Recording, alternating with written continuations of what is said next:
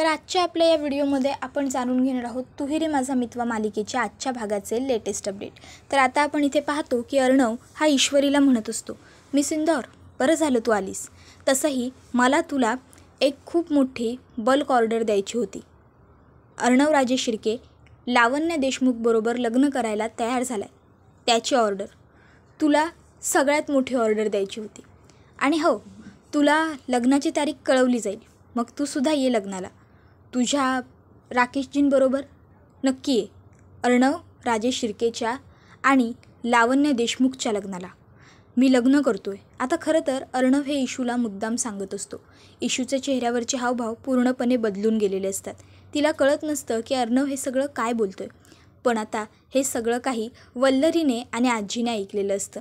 त्या दोघींना हे ऐकून तर खूप आनंद झालेला असतो। आजी म्हणत असते, चिंटूला उशिरा का होईना पण सद्बुद्धी आली। तर मामी म्हणत असते, मला तर वाटलंच नव्हतं अर्णव एवढ्या लवकर होकार देईल। आणि मग त्या दोघी तिकडनं निघून जातात। तर लगेचच आता ईश्वरी अर्णवला काहीही न बोलता तिकडनं निघून जायला लागते। अर्णवसुद्धा त्याचं तोंड मागे फिरवतो।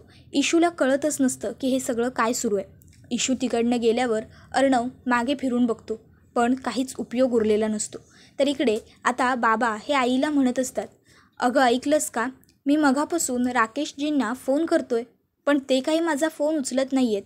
बरं वाटलं कामात असतील, नंतर करतील परत फोन, पण तसंही काही नाही आहे, अजून त्यांनी फोनही केलेला नाही आहे।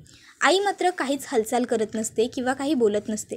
बाबा विचारतात, काय गं, काय झालं, कसला एवढा विचार करतेस, कधीपासून बोलतोय मी तुझ्याशी। त्याबरोबर आई म्हणत असते, अहो ते म्हणजे बघा, आपण अजून आपल्या मोठ्या मुलीचं नमूचं लग्न नाही केलं आणि धाकट्या मुलीच्या लग्नाच्या मागे पडलो आहे। लोक काय विचार करतील, लोक काय बोलतील। त्याबरोबर आता बाबा म्हणायला लागतात, अगं लोक काय बोलतील याचा विचार आपण का करायचा। आणि राहिला प्रश्न नमूच्या लग्नाचा। तर बघितलंस ना, गेल्या वेळेस नमूच्या लग्नामध्ये केवढ्या अडचणी आल्या त्या, मग यावेळेससुद्धा आपण सगळं व्यवस्थित करण्याचा प्रयत्न करतोय की नाही। आपण नमूसाठी सुद्धा स्थळ बघतोयच ना। काय माहिती, कदाचित दोघी बहिणींची लग्न एकाच मंडपात होऊन जातील। असो, काळजी करू नकोस, होईल सगळं नमूचं देखील व्यवस्थित। बाबा तिकडनं निघून जातात। तर आता इथे इशू ही घरी आलेली असते। घरात येते ती, पण तिच्या डोक्यात विषय मात्र अर्णवचाच सुरू असतो। मी लग्न करायला तयार झालोय, अर्णव राजे शिर्के लावण्य देशमुख बरोबर लग्न करतोय, हे शब्द तिला सतत आठवत असतात। इतक्यात तिच्याकडे आई येते। आई इशूला विचारते, इशू, अगं काय गं, तू इतक्या लवकर घरी कशी काय आलीस। अगं मला तर वाटलं होतं तू आत्ता तुझ्या क्लाउड किचनमध्ये असशील, मग। त्यावर इशू म्हणते, आई ते डोकं दुखत होतं जरा, म्हणून घरी आले मी। त्यावर आई म्हणते, डोकं दुखतंय ना, असू दे, तू एक काम कर, तू इथे बस, मी एक काम करते, मस्त तुझ्यासाठी भक्कड आल्याचा चहा बनवते, तुझं डोकं लगेच राहील, आलेच मी। आई किचनमध्ये जाते। इशू मात्र तिथे तशीच उभी राहते। 2 मिनिटात आई परत येते आणि इशूला म्हणते, इशू काय सुरू आहे तुझं। अगं आल्यापासून बघते मी तुझ्याकडे, तू काहीच बोलत का नाही आहेस, एवढी शांत कशी झालीस, काय झालं आहे, कसला विचार करतेस। इशू म्हणते, आई मी निघते, मला क्लाउड किचनला जायचं आहे। त्यावर आई म्हणते, अगं इशू आत्ता तर म्हणालीस ना डोकं दुखतंय म्हणून घरी आलीस म्हणून। त्यावर इशू म्हणते, नाही आई, ॲक्च्युली माझ्या डोक्यात काहीतरी वेगळंच सुरू होतं, खरं तर मला घरी यायचंच नव्हतं, पण मी घरी कसे आले डोक्यातल्या गोंधळामुळे मला कळलंच नाही, मला निघायचं आहे, एवढं बोलून ती निघते। तर आता दुसरीकडे लगेचच वल्लरी म्हणत असते, मला तर वाटलंच नव्हतं आपला अर्णव लग्नाला तयार होईल म्हणून। त्याबरोबर लगेचच आता इकडे आजी म्हणत असते, हो ना, खरंच मला तर खूप आनंद झाला आहे। तर आता अर्णव आजीच्या खोलीच्या दारात आलेला असतो आणि त्याने हे सगळं काही बोलणं ऐकलेलं असतं। अर्णव लगेचच खोलीत येतो आणि आजीला म्हणत असतो, आजी मला तुला माझा डिसिजन सांगायचा। त्यावर आजी म्हणते, माहीत आहे मला बाळा, तुझा निर्णय आधीच ऐकला आहे मी, हेच सांगणार आहेस ना तू लावण्याबरोबर लग्न करायला तयार झाला आहेस म्हणून। त्यावर अर्णव म्हणतो, हो मी तयार आहे आजी लावण्याबरोबर लग्न करण्यासाठी, पण आता तुला उपाशी राहशील किंवा जेवणार नाहीस किंवा अन्नत्याग करशील अशा कोणत्याही पद्धतीच्या गोष्टी मला सांगण्याची किंवा करण्याची काहीसुद्धा गरज नाही आहे, नाही करणार ना आता असं काही आजी। त्यावर लगेचच आजी ही अर्णवला मिठी मारत म्हणते, नाही रे बाळा, आता असं काही नाही करणार मी। अर्णव आजीसमोर हसत तर असतो, पण त्याच्या मनात खूप दुःख असतं। आजी अर्णवला म्हणत असते, खूप चांगला निर्णय घेतलायस तू. उशिरा का होईना पण योग्य. त्याबरोबर लावण्या त्या ठिकाणी आलेली असते. आता लावण्या तिकडे येते आणि लगेचच हाक मारते, आजी. त्याबरोबर वल्लरी म्हणते, ये ये लावण्या ये. अगं मीच बोलवून घेतलं तुला. बघितलंस का, अर्णव तयार झाला लग्नाला. त्याबरोबर लगेचच आता लावण्या म्हणायला लागते, हो ना, खरं तर मामींनी मला कॉल केला आणि सांगितलं AR लग्नाला तयार झाला आहे. पण मला विश्वासच होत नव्हता. पण मामींनी हट्ट केला की तू इकडे ये म्हणून. त्याबरोबर लगेचच आता मामी म्हणायला लागते, अगं लावण्या, आजी सासूबाईंच्या पाया पड आता. त्याबरोबर लावण्या म्हणते, ओ या ऑफकोर्स. आणि मग ती आजीला म्हणते, आजी नमस्कार करते हा. आणि मग लगेचच आजीला नमस्कार करते. आजी लगेचच तिला जवळ घेते आणि अर्णवलासुद्धा म्हणते, ये बाळा इकडे ये.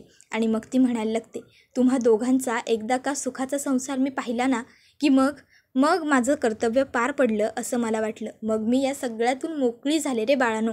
त्याबरोबर आता लगेचच इकडे लावण्या म्हणत असते, AR अरे. त्यावर लगेच अर्णव म्हणतो, मला एक महत्त्वाचा कॉल करायचा आहे, मी तेवढा करून आलो.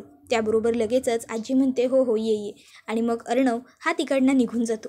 आता अर्णव जसाच तिकडनं जातो, आजी लगेचच लावण्याला म्हणायला लागते, लावण्या, आता लवकरात लवकर तुझ्या आईला USA वरून बोलवून घे.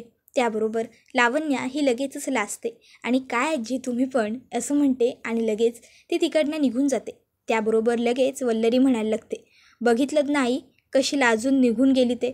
पण खरं सांगू का, मला ना वाटलंच नव्हतं आपला अर्णव एवढ्या लवकर लग्नाला होकार देईल म्हणून. पण आता अर्णवने जो निर्णय घेतला ना तो अगदी योग्य आहे. त्यावर आजी म्हणत असते, हो गं, सगळं बरोबर आहे तुझं. पण या घरात या निर्णयाचा फारसा कोणाला आनंद झालेला नाही आहे खरंच. पण माझ्या सात्विकाच्या बाबतीत जे घडलं ते घडणार नाही याची मला खात्री आली आता. तर आता इथे वल्लरी मनातल्या मनात म्हणत असते, चला एक प्लॅन पूर्ण झाला, एक टप्पा प्लॅनचा आपण पूर्णपणे गाठला आहे. तर आता लगेचच ती देवाचे आभार मानते. येस. तर दुसरीकडे आता इशू ही तिच्या खोलीत आलेली असते आणि ती विचार करत असते, अर्णव सर लावण्या मॅडमबरोबर लग्न करत आहेत, पण मग त्याचं वाईट मला का वाटतं आहे, मला का त्रास वाटतो आहे. मी जसं राकेशजींबरोबर लग्नाला तयार झाले, मी जसा होकार दिला तसाच अर्णव सरांनीसुद्धा लावण्या मॅडमना होकार दिला. मग या सगळ्याचा त्रास मला का होतोय, मला का फरक पडतो एवढा. माझ्या डोक्यातून हा विचार का जात नाही आहे. मला ना आता काही समजतच नाही आहे, काय सुरू आहे माझं हे सगळं. अर्णव सरांनी लावण्या मॅडमना होकार दिला, ठीक आहे ना, त्यांची जिंदगी, ते ठरवणार त्यांना काय करायचं आहे आणि काय नाही. ते मला का फरक पडतो आहे, एवढा विचार करून ती खाली बसते. इतक्यात अर्णव तिकडे तिच्या मागे खोलीच्या दारात उभा असतो. तो इशूला हाक मारतो, मिस इंदौर. त्याबरोबर इशू मागे बघते आणि समोर अर्णवला बघून ती लगेच म्हणते, अर्णव सर तुम्ही इथे. त्यावर अर्णव लगेचच तिला म्हणायला लागतो, मिस इंदौर, माझं आणि लावण्याचे लग्न होतं आहे, मी तिच्याशी लग्न करतो आहे, हे ऐकून तुला वाईट वाटलं आहे ना. त्यावर इशू म्हणते, अर्णव सर तुम्ही इथे काय करताय ते सांगा पहिले मला, तुम्ही असे अचानक कसे आलात.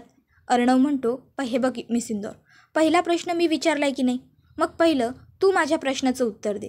मी लावण्याबरोबर लग्न करतो आहे हे ऐकून तुला वाईट वाटलं आहे की नाही. त्यावर इशू म्हणते, मला का वाईट वाटेल, असं काही नाही आहे. त्यावर अर्णव म्हणतो, ठीक आहे, वाईट नाही वाटलं ना तुला, मग मला सांग, मी जेव्हा लावण्याबरोबर लग्न करतो आहे हे तू ऐकलंस त्यावेळेस तुला काय वाटलं. आनंद झाला, आश्चर्य वाटलं, दुःख झालं, वाईट वाटलं, नेमकं काय झालं. त्यावर इशू म्हणते, मला नाही कळत आहे मला काय झालं. त्यावर अर्णव म्हणतो, असं कसं कळत नाही आहे म्हणजे, काहीतरी वाटलं असेलच ना मिस इंदौर, तुला लग्न करतो मी लावण्याबरोबर काहीतरी. त्यावर इशू म्हणते, म्हटलं ना सर मला काहीच नाही वाटलं म्हणून, मला का काही वाटेल. पण सर मला एक कळत नाही आहे की तुम्ही लावण्या मॅडमबरोबर लग्नाला होकार का दिलात. त्याबरोबर पुढे ती म्हणते, मी होकार दिला राकेशजींबरोबर लग्नाला कारण माझ्या घरच्यांनी माझ्यासाठीच ते स्थळ बघितलं आहे, माझ्या घरच्यांची इच्छा आहे. पण तुमचं काय आहे सर, माझ्या घरचे माझ्यासाठी कुठलाही चुकीचा निर्णय घेणार नाही, पण तुमच्या बाबतीत असं काय घडलं की तुम्ही लावण्या मॅडमना लग्नासाठी होकार दिलाय. त्यावर अर्णव म्हणत असतो, सेम टू यू, माझ्याही घरचे, माझी आजी आणि मामी माझ्यासाठी जो डिसिजन घेतील तो चांगलाच असेल असं वाटलं म्हणून. त्यावर इशू म्हणते, अर्णव सर अहो लावण्या मॅडम योग्य नाही आहेत तुमच्यासाठी. नाही म्हणजे तुम्ही दोघं एकत्र काम करता पण तुम्ही अजूनही लावण्या मॅडमना पूर्णपणे ओळखलेलं नाही आहे. कळतं आहे का तुम्हाला? हे बघा, त्यांची एक अशी दुसरी बाजू आहे ना, जी कदाचित तुम्हाला कधी कळणारसुद्धा नाही. समजतं आहे तुम्हाला मला नेमकं तुम्हाला काय सांगायचं आहे ते? नाही आहेत त्या तुमच्यासाठी योग्य. खरं सांगू तुम्हाला, तुम्ही मलाच काय, इतर कोणालाही जाऊन जरी ही गोष्ट विचारलीत ना, तरी कोणीही तुम्हाला हेच सांगेल की लावण्या मॅडम तुमच्यासाठी योग्य नाही आहेत. मग तरीसुद्धा हे सगळं कशासाठी? का करताय तुम्ही लावण्या मॅडम बरोबर लग्न? अर्णव सर, अहो नको न. हे बघा, नाही आहेत त्या तुमच्यासाठी चांगल्या, नाही आहेत ते तुमच्यासाठी योग्य. कळतं आहे का तुम्हाला मला काय सांगायचं आहे ते? आणि मी राकेशजींबरोबर लग्न करते कारण खरोखर माझ्या आईवडिलांनी माझ्यासाठी त्यांना निवडलं आहे आणि माझे आईवडील माझा चुकीचा विचार कधीच नाही करू शकत. पण तुमच्या बाबतीत तसं नाही आहे. तुम्ही लावण्या मॅडमना का निवडलं आहे? अहो खरंच, तुम्ही जाऊन विचारा ना कोणालाही इतर. बघा काय सांगतात लोक तुम्हाला. लावण्या मॅडम तुमच्यासाठी योग्य नाही आहेत. त्यांची दुसरी जी बाजू आहे ना, ती तुम्ही पाहिलेली नाही आहे आणि कदाचित ते तुमच्यासमोर कधी येणारही नाही. त्याबरोबर अर्णव म्हणत असतो, पण हे सगळं तू मला आत्ता का सांगतेस? या सगळ्याचा उपयोग काय आत्ता? हे बघ मी सिंदूर, अगं माझं आणि लावण्याचं लग्न ठरलं आहे आता. खरंच? त्याबरोबर लगेचच ईश्वरी म्हणत असते, अर्णव सर, अहो मी तुम्हाला पुन्हा पुन्हा तेच सांगते, नका करू तुम्ही लावण्या मॅडमबरोबर लग्न. कारण त्या खरंच नाही आहेत तुमच्यासाठी योग्य, नाही आहेत तुमच्यासाठी त्या परफेक्ट पार्टनर. का कळत नाही आहे तुम्हाला? मी एवढं समजावून सांगते तरीसुद्धा तुम्ही सारखं तेच कसं बोलू शकता? तुम्हाला का लग्न करायचं आहे त्यांच्याबरोबरच? आता इशू एवढ्या पोट तिडकीने अर्णवला समजावत असते, पण अर्णव इशूला म्हणत असतो, अगं पण काय करायचं आहे तुला? मी करणार आहे लावण्याबरोबर लग्न. कारण काय आहे ना, मला आता तिच्याशी लग्न करण्याची गरज वाटते. आजीने आणि मामीने माझ्यासाठी हा डिसिजन घेतला आहे. आणि तसंही तूच तर प्रयत्न करत होतीस ना माझं आणि लावण्याचं लग्न जुळावं यासाठी. मग आता अचानक काय झालं? त्यावर इशू म्हणत असते, अर्णव सर, तेव्हा मी अचानक अर्णव तिच्यासमोरून गायब होतो. आता इशूला प्रश्न पडतो, अरे हे असं काय झालं? म्हणजे हे असं कसं झालं? म्हणजे मगापासून मी अर्णव सरांबरोबर बोलत होते, तो सर्व माझा भास होता. मला फक्त अर्णव सर दिसत होते. काय सुरू आहे हे सगळं इशू तुझ्याबरोबर? तर आता इकडे अर्णव हा सुद्धा आजीच्या खोलीतून बाहेर पडलेला असतो. रस्त्यात चालत असताना त्याला आठवतं ते म्हणजे इशूचे शब्द, मी राकेशजींबरोबर लग्न करायला तयार झाली आहे. मग मी काय माझ्या हट्टावरती अडून राहायचं होतं? सांगा ना, कशासाठी? काय गरज होती या सगळ्याची? हे सगळं माझ्या आईबाबांनी ठरवलं आहे माझ्यासाठी. माझे आईबाबा माझ्यासाठी चुकीचा विचार का करतील? ते माझ्यासाठी जे ठरवतील ते चांगलेच असेल ना? त्यावर अर्णव म्हणतो, आईबाबांचा विचार केलास, पण इतर कोणाचाही विचार केला नाहीस गं. त्यावर इशू म्हणत होती, अहो सर, लग्न तर मलाच करायचं आहे ना, मग आणखीन कोणाचा विचार करायला हवा होता मी? सांगा ना. आईबाबांनी जे ठरवलं आहे ते योग्यच असेल की माझ्यासाठी? त्याबरोबर लगेचच आता इथे अर्णव विचार करत असताना त्या ठिकाणी लावण्या येते. लावण्या मागून अर्णवला हाक मारते, ए आर. त्यावर अर्णव थांबतो. लावण्या पुढे येते आणि अर्णवला म्हणत असते, ए आर, तुला खरं सांगू का, मला तर ना विश्वासच होत नाही आहे की तू माझ्याबरोबर लग्नाला तयार झालायस. तू होकार दिलायस मला लग्नाला यार. खरंच मी विश्वास नाही करू शकत आहे. त्यावर अर्णव म्हणतो, लावण्या, मी तुझ्याबरोबर लग्नाला होकार दिला आहे, पण लग्न आणि प्रेम ह्या दोन्ही पूर्णपणे वेगळ्या गोष्टी आहेत. येस, आय विल मॅरी विथ यू, बट लव. त्यावर लगेचच लावण्या म्हणते, काय यार? त्यावर अर्णव तिला सांगतो, मी तुझ्यावर प्रेम नाही करू शकत लावण्या. त्यावर लावण्या म्हणते, काय प्रेम नाही करू शकत? म्हणजे जर प्रेमच नाही आहे तर मग लग्नाला होकार का दिलास यार माझ्याबरोबर? सांग ना, कशासाठी?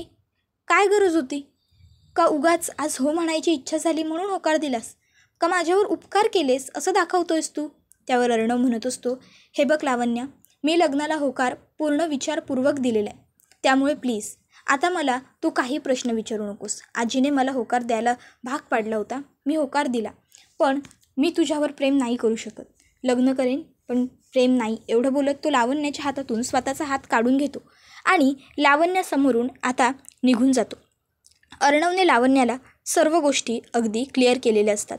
आता एवढं अर्णवने सांगूनही लावण्या अर्णव तिकडनं गेल्यावर म्हणत असते, ए यार, लग्न कर ना एकदा माझ्याशी, मग बघ मीच तुला कसं माझ्यावर प्रेम करायला भाग पडते ते. फक्त बघत राहा तू यार. तू कधी माझ्यावर प्रेम करायला लागशील तुझं तुलाच कळणार नाही. आता इथे लावण्या ही खूपच जास्त खुश असते आणि कॉन्फिडंट असते. तिला असं वाटत असतं की आपण आपलं लग्न अर्णवबरोबर झाल्यावर त्याला आपल्यावर प्रेम करायला भाग पाडू. तर दुसरीकडे अर्णव हा पाटीलला कॉल करतो आणि म्हणत असतो, पाटील मला ताबडतोब येऊन भेट. हो, पत्ता मी तुला मेसेज करतोय, तिथे ये. आणि अर्णव फोन कट करून टाकतो. तर दुसरीकडे बाबा हे आईला विचारत असतात, काय गं इशू ठीक आहे ना? नाही म्हणजे व्यवस्थित आहे ना, ती बरी आहे ना? दडपण वगैरे आलं नाही आहे ना गं तिला कसलं? तिची तब्येत बरी आहे ना? त्यावर आई म्हणत असते, हो हो अगदी व्यवस्थित आहे इशू, काही काळजी करू नका. सहज डोकं दुखतं आहे ना म्हणून थोडा वेळ पडली. अहो असं काय करताय? आता लग्न म्हटलं की थोडंफार दडपण येतंच मुलींना. लग्न, संसार, लग्नानंतरचं आपलं आयुष्य बदलणार हे सगळे विचार येतातच की मनात. आणि त्याहून महत्त्वाचं आत्ता तिचं क्लाउड किचनसुद्धा सुरू झालं आहे. मग त्यातसुद्धा तिची खूप धावपळ झाली आहे, दगदग झाली आहे. त्यामुळे होतात असं गोष्टी, त्याचं काय एवढं? तुम्ही उगाच काळजी करू नका, सगळं व्यवस्थित आहे आणि तीसुद्धा ठीक आहे. त्याबरोबर बाबा म्हणत असतात, आता राकेशचे आले ना की मग आपण एकदा त्यांच्याबरोबरसुद्धा बोलून घेऊ, म्हणजे कसं सर्व काही प्रश्न मिटेल. माझा त्यांच्याबरोबर फोन झाला होता, ते म्हणालेत की येतील म्हणून थोड्या वेळात. एकदा की ते आले आणि त्यांच्याशी सर्व गोष्टी बोलून घेतल्या की कसा सर्व प्रश्न मिटेल. तर आता इकडे राकेश हा दारात आलेला असतो आणि त्याने हे सगळं बोलणं ऐकलेलं असतं. पण तरीही तो आत्ताच आल्याचं नाटक करत म्हणतो, काका येऊ का? त्याबरोबर लगेचच आता आई बाबा म्हणतात, अरे राकेशजी या ना, या प्लीज या. राकेश आतमध्ये येतो. त्याबरोबर आता लगेचच आई बाबा म्हणतात की तुमच्याबद्दलच आम्ही आता बोलत होतो, या बसा. त्याबरोबर राकेश बसतो. तर आता इशू ही दुसरीकडे तिच्या आईबाबांनी तिला जे लॉकेट लहान असताना घातलं होतं ते बघत असते. ते लॉकेट बघत असताना तिला तिच्या आईबाबांची खूप आठवण येत असते. तिच्या आईने तिला सांगितलं होतं, इशू बाळा हे लॉकेट तू जेव्हा जेव्हा बघशील ना तेव्हा तेव्हा तुला असं वाटेल की तुझे आईबाबा तुझ्याबरोबर आहेत. हां, त्याबरोबर इशू लगेचच ते लॉकेट हातात ठेवते आणि तिला तिच्या आईवडिलांची आठवण येत असते. तिच्या डोळ्यातून घळाघळा अश्रू वाहत असतात. इतक्यात त्या ठिकाणी आई येते आणि आई इशूला म्हणते, इशू बाळा बाहेर कोण आलं आहे माहीत आहे का? इतक्यात बघते तर काय इशूच्या डोळ्यात पाणी. इशू अश्रू लपवण्याचा खूप प्रयत्न करते, पण आई ही आईच असते. आई लगेचच ओळखते, इशू बाळा काय गं तू रडतीयेस? त्यावर इशू म्हणते, नाही आई काही नाही. त्यावर आई इशूला म्हणते, इशू काय झालं आहे मला सांग ना. तुला राकेशजींचं स्थळ आम्ही तुझ्यासाठी आणलं आहे ते मान्य नाही आहे का? तुला विचार करायला आणखीन थोडा वेळ हवा आहे का? हे बघ इशू, तसं काही असेल तर तू आम्हाला सांगू शकतेस, आम्हाला बोलू शकतेस बाळा. तुला विचार करायला जरी वेळ हवा असेल ना तरी तू आम्हाला सांग. तुझ्यावरती कोणतंही बंधन नाही आहे किंवा घाईसुद्धा नाही आहे. बाळा बोल ना, काय चाललं आहे तुझ्या मनात, काय आहे बोल ना बाळा. अशी गप्प बसू नकोस, आईला सांगणार नाही का तू? इतक्यात आई तिच्या हातामध्ये तिच्या आईवडिलांचं लॉकेट बघत म्हणते, आईबाबांची आठवण आली का? अगं इशू बाळा तुझं लग्न ठरतं आहे आता, अर्थात तुला तुझ्या आईबाबांच्या आठवणीनं साहजिक आहे. त्यावर लगेचच आता इशू आईला घट्ट मिठी मारते आणि रडते, आई. त्याबरोबर लगेचच आई तिला म्हणते, इशू बाळा काय झालं आहे बोल ना गं, अशी रडू नकोस, सांग ना आईला काहीतरी बाळा. त्याबरोबर इशू रडतच आईला म्हणत असते, आई काय झालं आहे ना ते मलाच नाही कळत आहे गं, पण अचानक खूप अश्रू येत आहेत डोळ्यातून, घळाघळा रडावं वाटतं आहे गं. तर आता दुसरीकडे मामा हा अर्णववरती खूप चिडलेला असतो. तो अर्णवला म्हणत असतो, काय तू लावण्याबरोबर लग्न करायला होकार दिलायस अर्णव? तर आता इकडे ताईसुद्धा अर्णववरती खूप चिडलेली असते. ती म्हणत असते, अर्णव ईश्वरीने राकेशबरोबर लग्न करायला होकार दिला म्हणून तू होकार दिलास ना लावण्याबरोबर लग्न करायला? बरोबर बोलते ना मी?